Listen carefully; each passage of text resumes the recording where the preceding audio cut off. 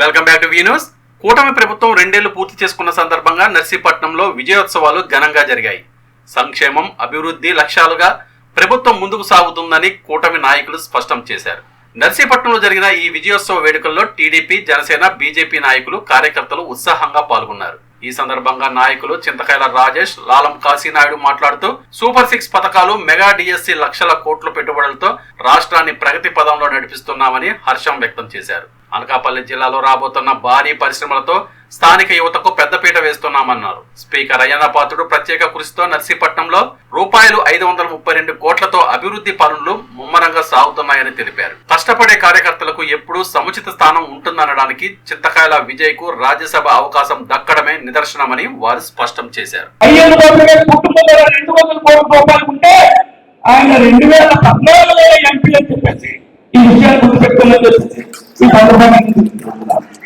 ఇంకోటి ఏంటంటే అయ్యన్న పాత్రుడు గారు గౌరవ నుండి స్పీకర్గా ఉండి దాడులు చేస్తున్నారు, రాక్షస పాలన అంటున్నారు.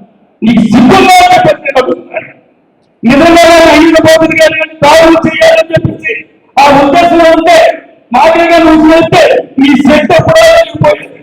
ఆ రోజు గుర్తుపెట్టుకోమని ఇంకొకటి ఈ సందర్భంగా నేను తెలియజేస్తున్నాను. మనం గతంలో చూసాం వైసీపీ పరిపాలన ఎలా ఉంది. ఒక్కరికైనా మంచి పని జరిగిందా? ఒక్కరికైనా మంచి పని జరిగిందా? నిజంగా చెప్పాలంటే ఇన్ని నాటకాలు వేశారండి.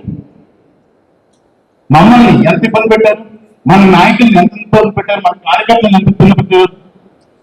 అది చెప్పుకుంటే అసలు మనకి ఒక కళ్ళ ఉండేది.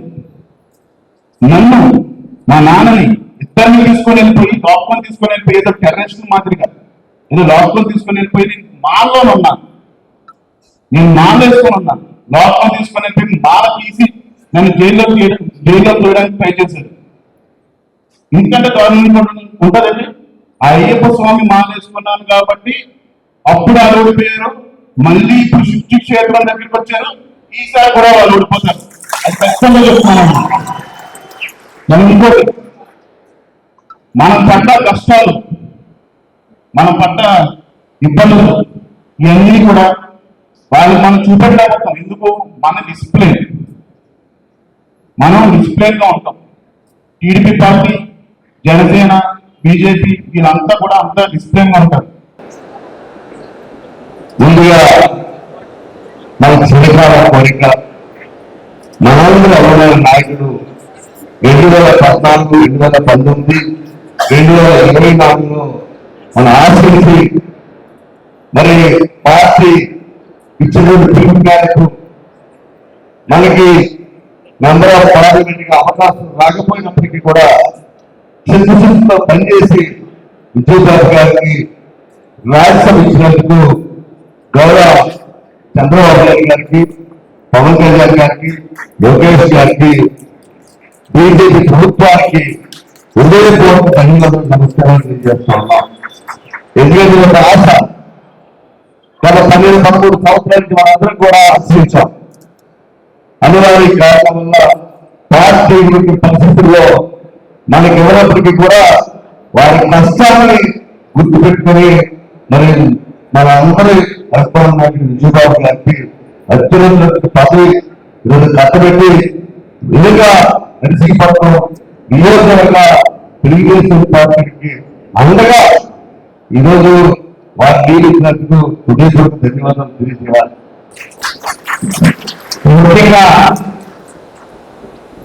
ఈరోజు దేశంలో గత 15 సంవత్సరాల నుంచి ఆ రోజు కాంగ్రెస్ పార్టీ అధికారంలోకి ఉన్న సమయం నుంచి నేడు నరేంద్ర మోడీ గారి యొక్క సంక్షేమ పథకాలు చూసుకుంటే దేశం పరుగులు పెడుతుంది. అది మనం చెప్పడం లేదు, ప్రపంచ రికార్డుల్లో ఆ విషయం ఉన్నది. ప్రతి వ్యక్తి కూడా ఈ రోజు దేశంలో, ప్రపంచంలో కాళ్ళ ఎగరేసుకొని నేను భారతీయుడని చెప్పేటువంటి సందర్భం ఈ సందర్భంగా రావడం జరిగింది. ఈ సందర్భంలో ఈ ఎన్డీఏ కుటుంబం చంద్రబాబు నాయుడు గారు, పవన్ కళ్యాణ్ గారు, నరేంద్ర మోడీ గారు, అమిత్ షా గారు వీరంతా కలిపి ఈ దేశం కోసం ప్రతి విషయం కూడా ప్రయత్నం చేస్తూ బడుగు బలహీన వర్గాలు ఎవరైతే ఉన్నారో చిట్ట చివరి కళ్యాణ రోజున పథకం ద్వారా చిట్ట చివరి ఎన్నికల ద్వారా కలిగించాలనేటువంటి ప్రయత్నం ఏదైతే ఉందో ఆ రోజు ఎలక్షన్లో